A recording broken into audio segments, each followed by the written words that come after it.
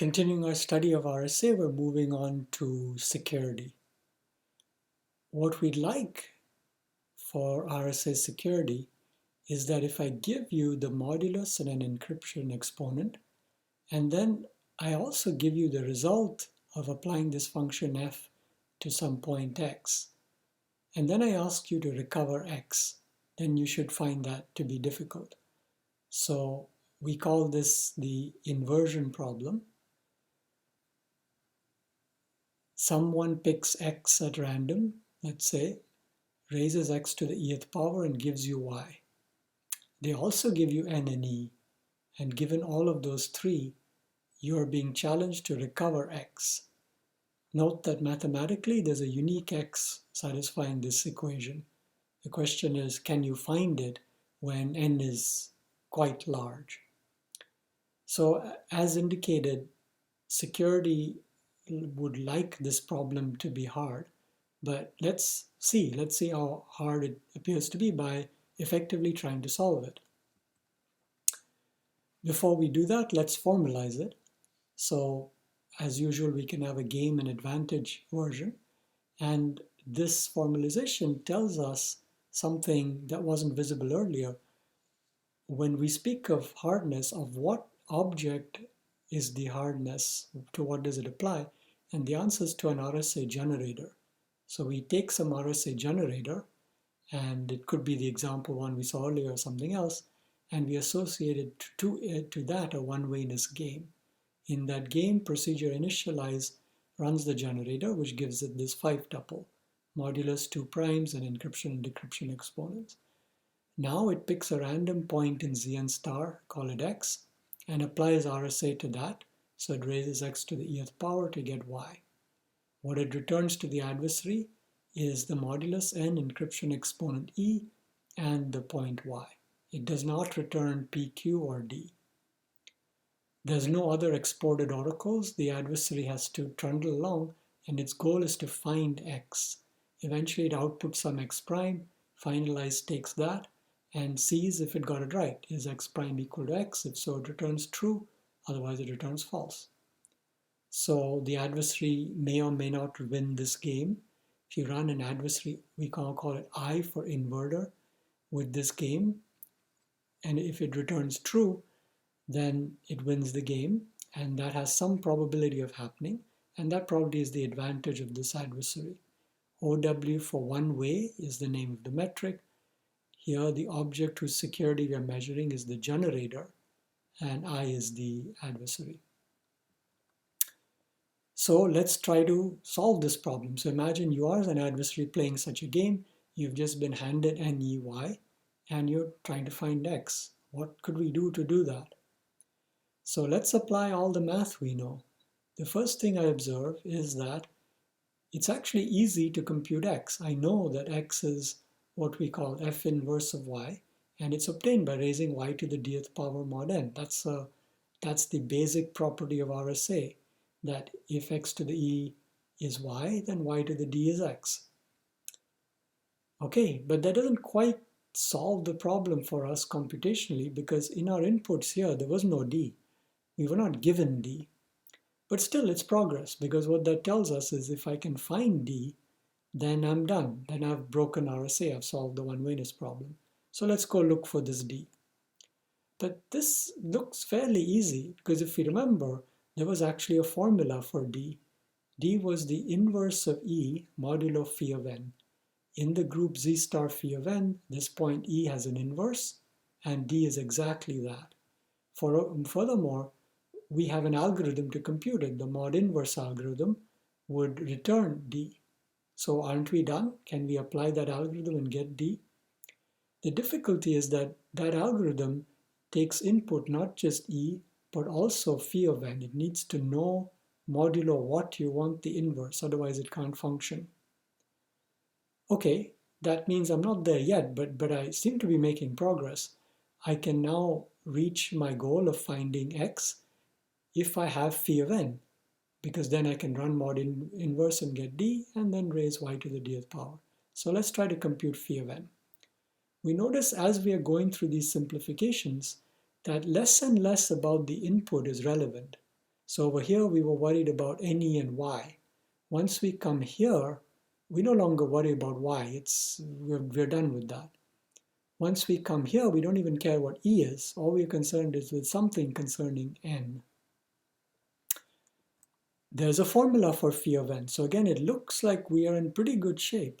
We know that phi of n, as per prior slides, is p minus 1 times q minus 1. So I can easily compute phi of n from this. What's the catch? No one gave me the primes p and q. Remember, p times q is n, but although that mathematically given n uniquely defines p and q, I wasn't handed them. Okay, so I have to find p and q. And that brings us to the last problem, and that's factoring. How do I take the modulus n and find p and q? And that's the part where we kind of hit the end of the road, because factoring is not going to be that simple. So what is the factoring problem? Given a number n, which let's say in this case you know is the product of two primes, find those primes. And what we saw just now is if you can factor, you can invert RSA. It may be worth noting that the converse is not necessarily true. So there may be ways to invert RSA that don't involve factoring and don't go through that particular chain of reasoning we saw on the last slide. But there isn't anything like that particularly known. So from a practical perspective, we focus on factoring. So let's try to factor. Well, it's not hard to do in principle. If I give you a number n to factor, you have an obvious method, trial division. Try all possible divisors starting from 2. You can stop at the square root of n because if there's any non-trivial divisor, there's one smaller than that. Test each divisor I to see if it divides n by computing n mod I. If that's 0, then I divides n, and you have a factor. Since we know that n is the product of two primes, one of those factors is p and the other one is simply n divided by that. So we would be done. And how long does this algorithm take? Well, about the square root of n elementary operations, which if you write it in exponential form looks like this. This e, not to be confused with the RSA encryption exponent, is the base of natural logs, 2.7. And so it's e to the 1/2 of the natural log of n. You can, again, go on the internet and do this. There are integer factorization calculators. So we could enter numbers in there and try to factor them, and it'll do that. 851 is 23 times 37. So it did that pretty fast, right? But what is the catch is that this is not going to keep up too long. As numbers get bigger and bigger, this is going to get smaller and smaller. It's going to take more and more time.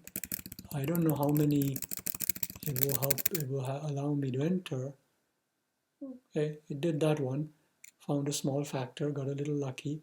But I'm not seeing here a limitation written, but obviously there's one somewhere.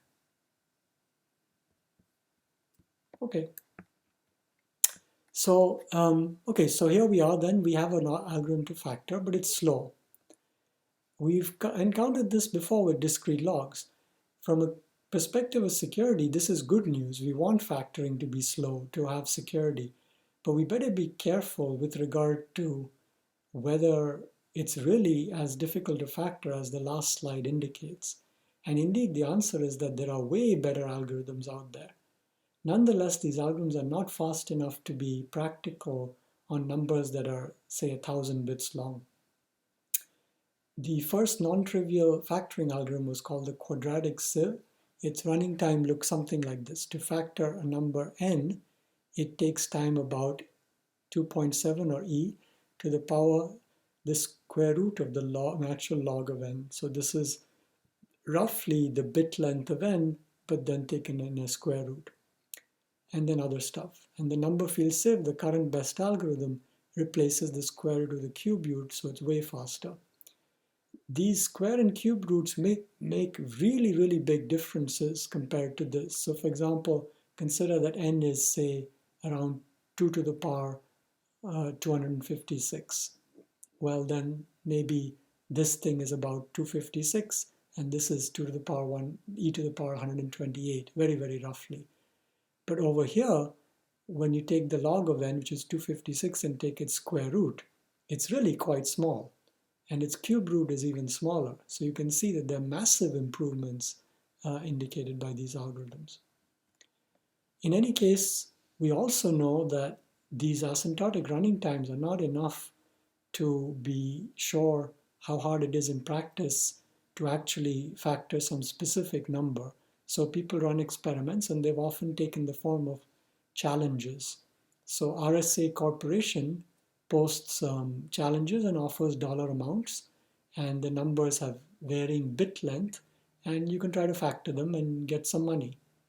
So we can see that back in the early 90s, they were able to factor 400-bit numbers using the quadratic sieve. The reason that was interesting at the time was that the quadratic sieve had just been introduced. RSA didn't know when they posted this that this new algorithm would come and factor them.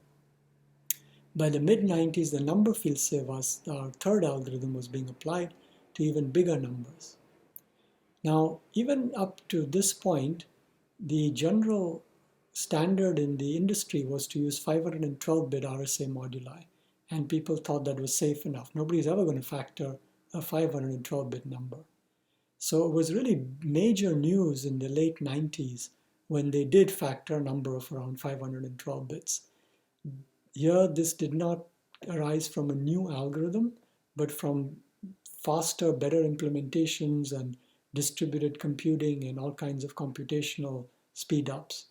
But this led to a complete rethinking of the size of moduli needed for security.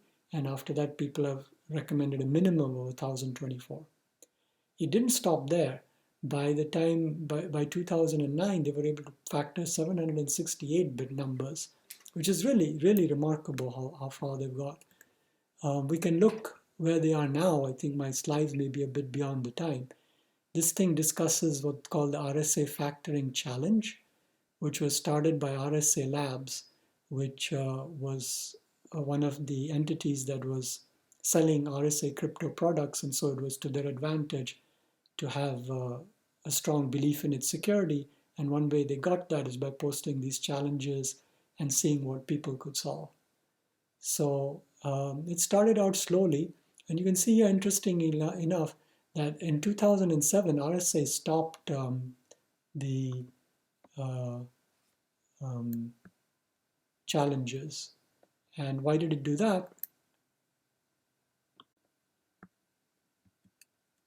Well, possibly because it was they were being solved and they were losing money. I don't really know. Anyway, you can see how things went.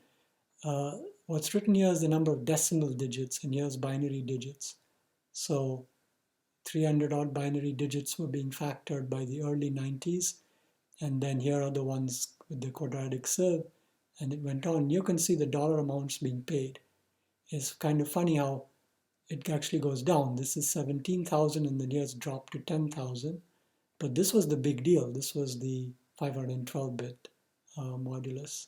Oh no, that was up here, and they got 9,000. Huh, less than for 463. Okay, so here 768 was 50K, and that was one. These, I guess, have not been paid out. But what's the record? Right now, they're actually, well, they were able to factor an 829-digit number. Right, that's the current record. It's really quite amazing.